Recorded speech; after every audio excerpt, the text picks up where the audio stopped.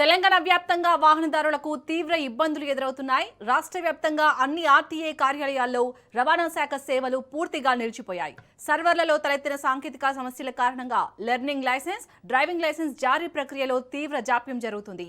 దీంతో ముందస్తు స్లాట్లు బుక్ చేసుకుని టెస్టుల కోసం వచ్చిన వందలాది మంది అభ్యర్థులు ఆర్టీఏ ఆఫీసుల వద్ద గంటల తరబడి క్యూ లైన్లలో పడిగాపులు కాస్తున్నారు.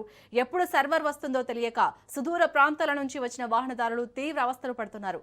ఉన్నతాధికారులు తక్షణమే స్పందించి సాంకేతిక లోపాలను సరిచేసి సేవలను పునరుద్ధరించాలని ప్రజలు కోరుతున్నారు. తెలంగాణ వ్యాప్తంగా అయితే ఆర్టీఏ సేవలైతే స్తంభించినట్టుగా తెలుస్తుంది. మరిన్ని డీటెయిల్స్ ని మా ప్రతినిధి పవన్ అందిస్తారు. పవన్, రాష్ట్ర వ్యాప్తంగా ఆర్టీఏ సేవలు నిలిచిపోయాయి. ఎందుకంటే ఇప్పటికే స్లాట్ బుక్ చేసుకుని లర్నింగ్ లైసెన్స్ కావచ్చు, అంతేకాకుండా డ్రైవింగ్ లైసెన్స్ జారీలో పూర్తిగా నిలిచిపోవడంతో సామాన్యులు క్యూ లైన్ లో నిలిచిన వారంతా కూడా తీవ్ర అసహనం సర్వర్ లో సాంకేతిక లోపంతోనే కొంత జాప్యం జరుగుతుందని చెప్పి కూడా ఇప్పటికే అధికారులు కూడా చెప్తున్న పరిస్థితి కనిపిస్తుంది.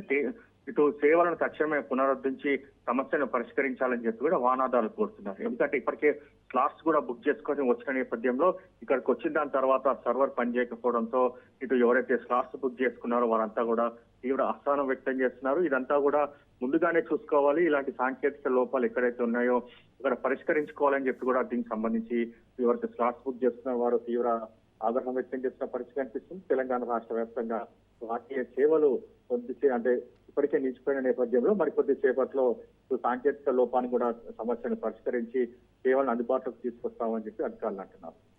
అలాగే పవన్, ఉన్నతాధికారులు స్పందించారా? అలాగే ఈ రోజు స్లాట్లు బుక్ చేసుకుని పని కాని వారికి మళ్ళీ తదుపరి తేదీ ఇచ్చే అవకాశం ఉందా?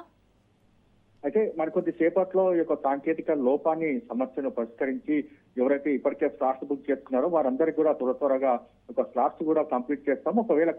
ఒకవేళ కంప్లీట్ కాకపోతే మాత్రం వారికి మరొకసారి టైం ఇస్తామని చెప్పి ప్రధానంగా ఇప్పటికే ఆర్టీఏ సంబంధించిన అధికారులు కూడా చెప్తారు. మొత్తానికి ఓవరాల్ గా చూస్తే మరికొద్ది సేపట్లో ఈ యొక్క సాంకేతిక లోపాన్ని పూర్తిగా సమస్యను పరిష్కరిస్తాము.